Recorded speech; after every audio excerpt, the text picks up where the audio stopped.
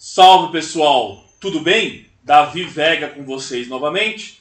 Bom, hoje eu quero dar continuidade aqui à série de comentários de livros e filmes diversos que eu venho fazendo, também de algumas peças de teatro e peças de arte também, né? Mas hoje eu quero falar de um livro em específico que me chamou muito a atenção e, sobretudo, ele é muito atual, embora tenha sido escrito em 1931, lançado em 1931, ele é totalmente atual, né? Eu vou falar desse livro aqui, Técnicas de Golpe de Estado, do Curzio Malaparte. Curzio Malaparte foi um autor muito peculiar, já vou falar um pouco da trajetória dele. Mas antes, eu peço encarecidamente, curta, se inscreva, compartilhe esse vídeo para uma amiga, um amigo que também gosta do tema, e principalmente para o pessoal das humanas, né? Porque eu sempre levanto a bandeira das ciências sociais, do campo da sociologia, das humanidades em geral, né? Bom, esse canal ele é patrocinado pelo sebo Só Pepitas, dos meus grandes amigos Douglas e Simone, né? É um sebo de livros raros, um sebo virtual. Vou deixar na descrição desse vídeo aqui o link para vocês acessarem o Instagram da página do Só Pepitas e acompanhar lá os livros que eles vão postando. Sempre tem livros muito bons, raros, né? E de muito bom gosto, de excelência. E os livros, assim como as viagens, é algo que a gente gasta e fica mais rico, né? Cultura, seja ela através de uma viagem ou de um livro, nunca é demais, né? É algo que a gente gasta para ficar mais rico, né? Bom, eu vou falar desse livro aqui, Técnicas de Golpes de Estado, do Curzio Malaparte. Curzio Malaparte, cujo nome original era Kurt Erich Suckert, ele é um pseudônimo Malaparte, né? E ele era um italiano de origem germânica, né? E esse nome Malaparte é um trocadilho do nome Bonaparte. Bonaparte seria a parte boa, né? Bonaparte. E a parte má seria Malaparte. La Malaparte, né? A parte má. Então ele faz esse trocadilho quando ele escolhe esse pseudônimo. Ele viveu na Itália no contexto da ascensão do fascismo, né? Depois da marcha sobre Roma de 1922 do Mussolini. E ele chegou a ser amigo pessoal do Mussolini, mas eles tiveram depois desentendimentos, né? E esse livro em específico que ele escreveu, Técnicas de Golpes de Estado, ele foi proibido em diversos países, inclusive na Itália fascista, depois posteriormente na Alemanha nazista e também na União Soviética. E o curioso é que é um livro que fala de golpes de Estado em países que houveram praticamente golpes de Estado. O Hitler chegou democraticamente, mas uma via não tão democrática que ele ascende ao parlamento. E a gente já vai falar desse caso em específico do nacionalsocialismo, que ele previu nesse livro aqui, que é de 1931, a ascensão do Hitler ao poder, que só foi acontecer em janeiro de 1933, né? Bom, então ele é um livro que fala de golpes de Estado e ele é proibido em todos os países que se fizeram valer de golpes de Estado, né? Que queriam impedir o armamento da população e os golpes de Estado para derrubar o governo, né? Que seria uma grande ameaça. Mas o que ele defende desse livro é que justamente os golpes de Estado não são necessariamente aquela caricaturização dos golpes de Estado, com tanques na rua, militares invadindo o parlamento. Não é necessariamente esse tipo de golpe. A maioria dos golpes de Estado eles se dão através da técnica. Você entendendo como funciona o parlamento, o judiciário, os três poderes, você pode, através da técnica, conseguir golpear uma democracia e não necessariamente usar a força da caserna, né? Não é necessariamente os golpes que vêm da caserna.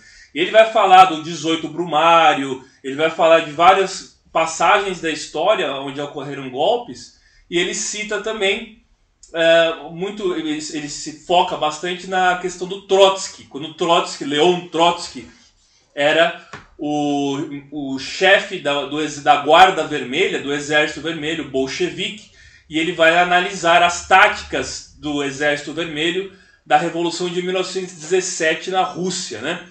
Bom, o Malaparte escreveu também outros livros famosos, um deles é A Pele, e um outro livro é o Caput, que significa morto, né? Também é outro livro dele muito famoso, né? Bom, ele vai falar também da República de Weimar, e ele vai falar de um sujeito chamado Bauer. esse Bauer ele foi uma espécie de conservador burguês, né? Não era necessariamente aquele líder virtuoso igual o Napoleão, ele tece grandes elogios ao Napoleão no livro, né? E ele vai citar a República de Weimar porque ele vai falar de algo muito curioso. Ele vai falar que não necessariamente a fórmula para os golpes de Estado está necessariamente quando há um caos social. A República de Weimar, vocês conhecem muito bem, ela ocorreu depois da Primeira Guerra Mundial, com o Tratado de Versalhes, em 1919, e ela teve sucessivas tentativas de golpe. Teve uma tentativa em 1919, outra em 1920, o Putsch de Munique, do Hitler e dos nazistas, e ela tinha também a Liga Espartaquista, que era da esquerda, né, dos comunistas, e também da social-democracia, que tentavam disputar o poder com lutas de rua e grupos armados, milícias armadas.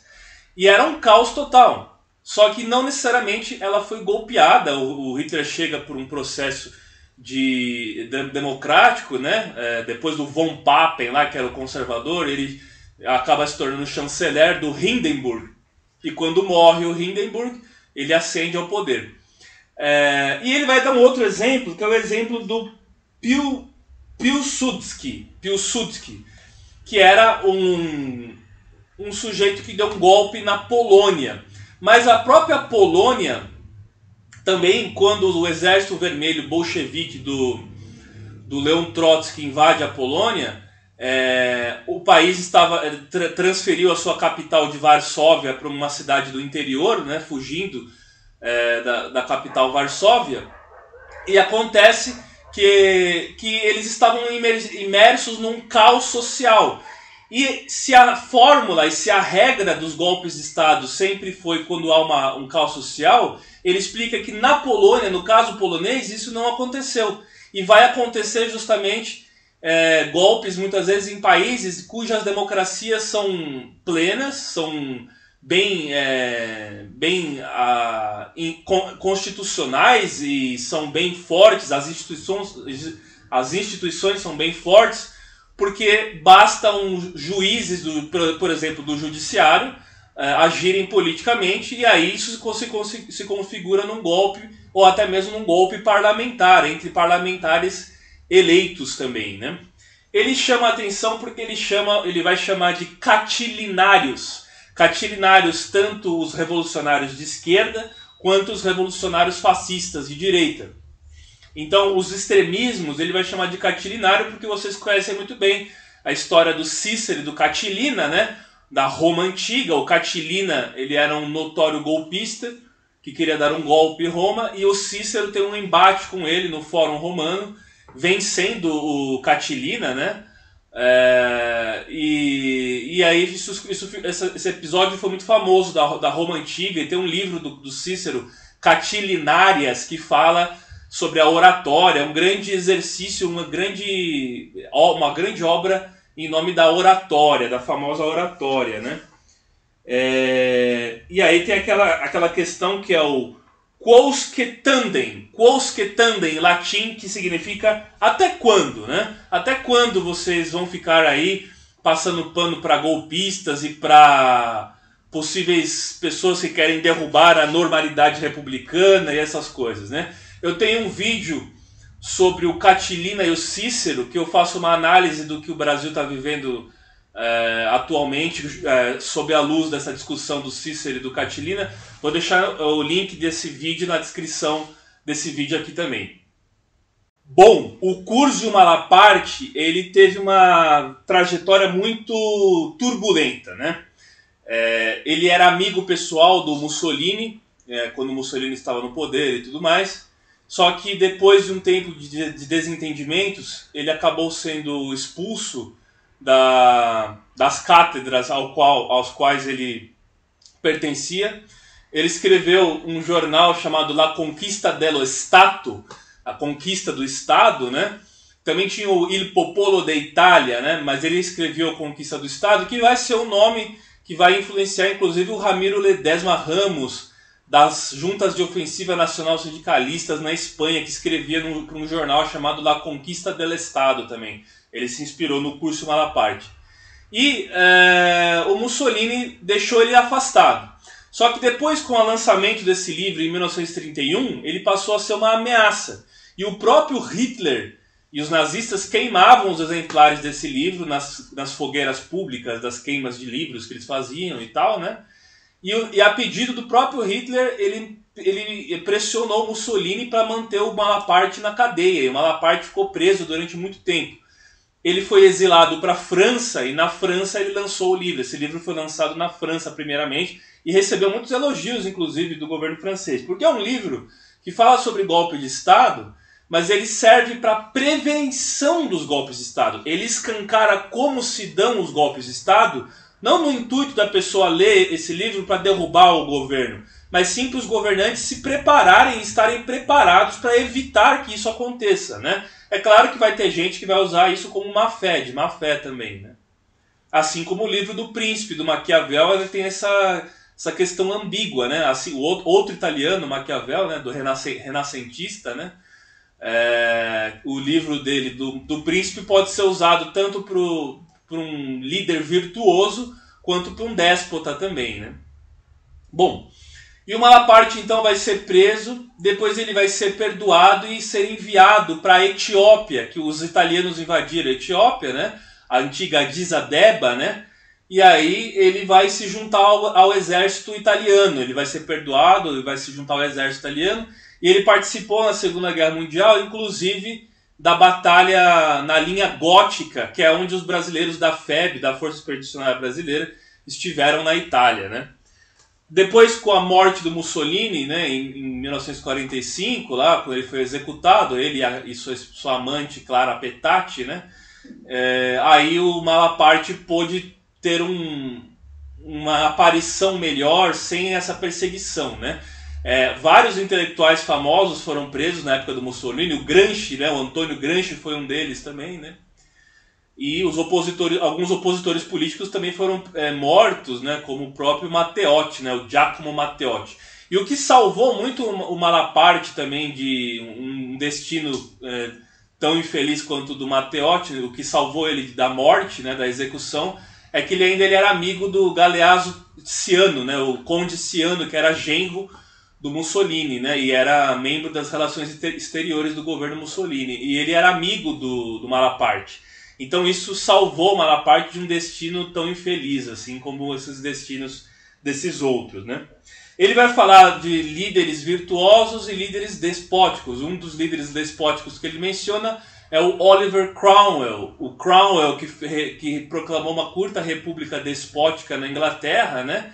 E ele vai dando exemplos de diversos golpes. E não necessariamente os golpes se deram de forma militar. Ele vai falar do caso do Júlio César na Roma Antiga, que ao cruzar o Rubicão e invadir Roma, vencendo os gauleses cruzando o Rubicão e depois invadindo Roma, não necessariamente foi através desses episódios que ele deu um golpe e se tornou o imperador de Roma. Foram mais questões intestinas internas do próprio funcionamento do poder da cúpula romana. E os golpes eles acontecem muitas vezes nas cúpulas, no topo, né, sem participação popular. E ele vai falar que é muito importante a imprensa. Naquela época era a imprensa e hoje em dia a mídia. Quando a mídia está martelando sempre em cima de alguma ideia, ela faz um papel de uma engenharia social que ajuda muitas vezes o golpe de Estado, né? Ele vai falar do Primo de Rivera, né? O Primo de Rivera, que foi um ditador da Espanha dos anos 20.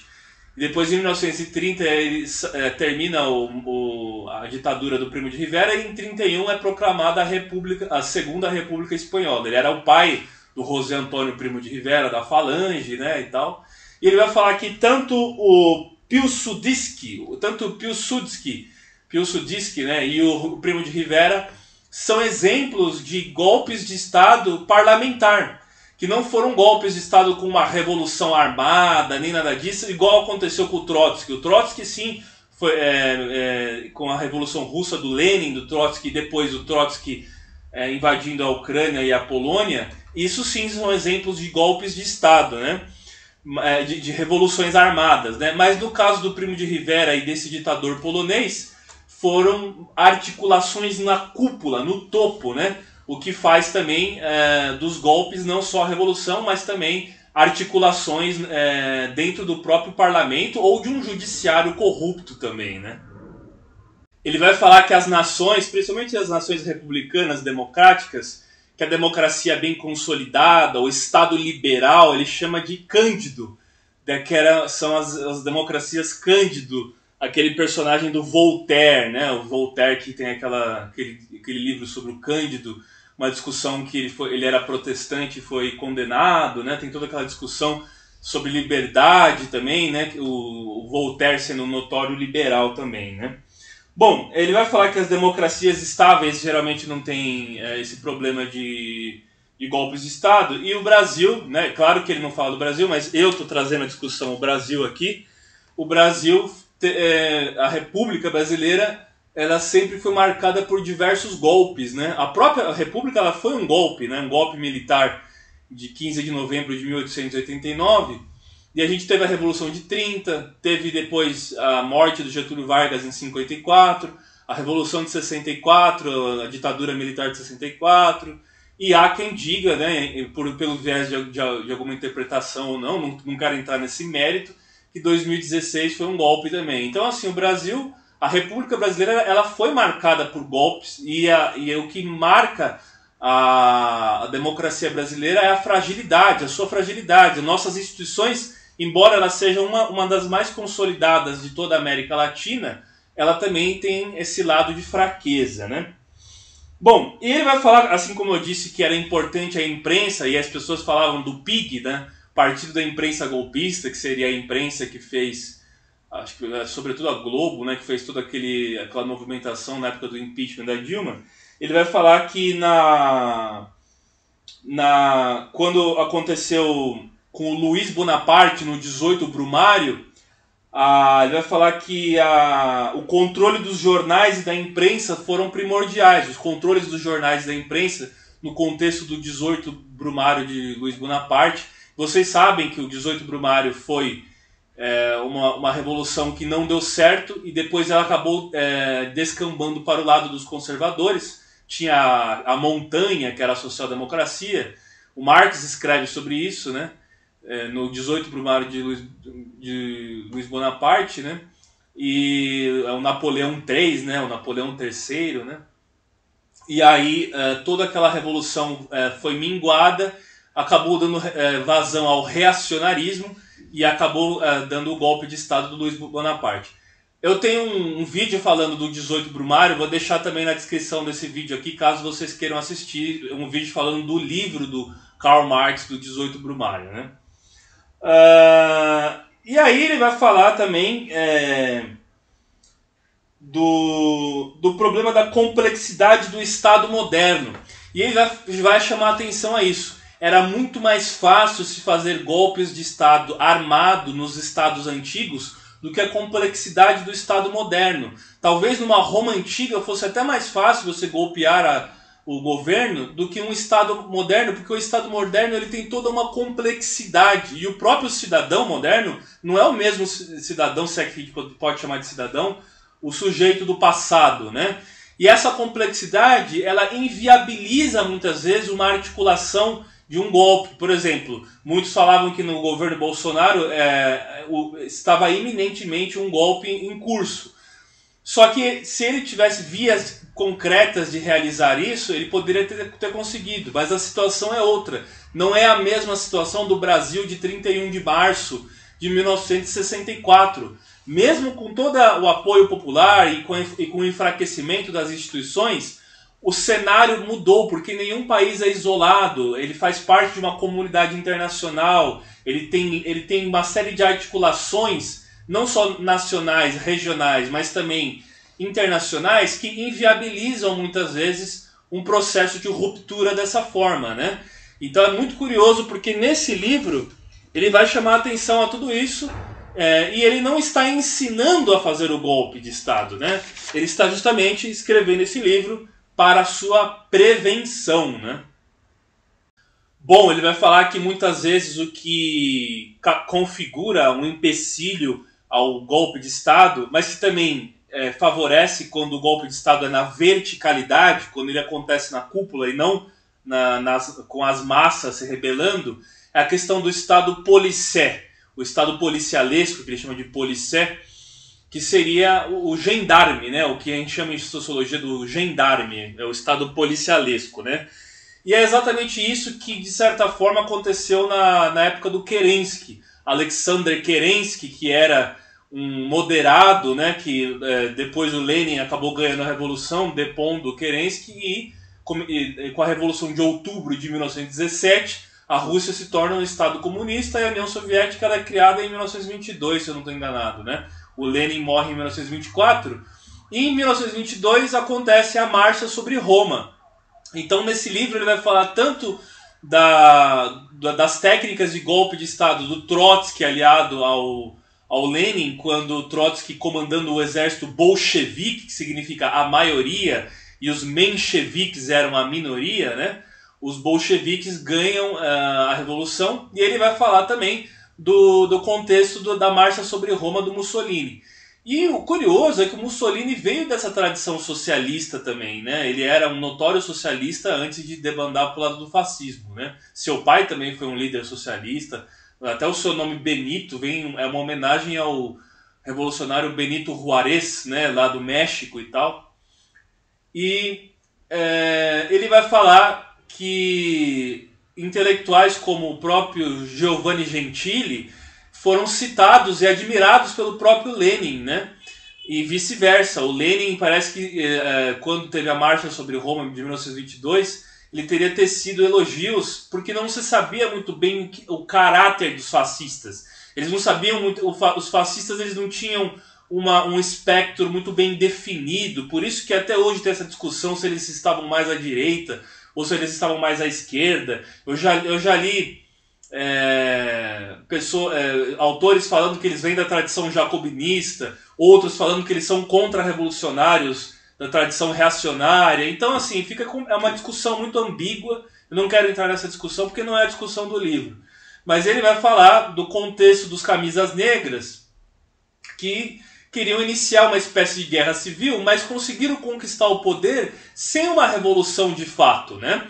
E aí chegaram ao poder e mantiveram, inclusive, a monarquia do rei Vitório Emanuel, né? III, se eu não me engano, Vitório Emanuel III, que continuou sendo rei até 1943, quando a Itália troca de lado da guerra, né?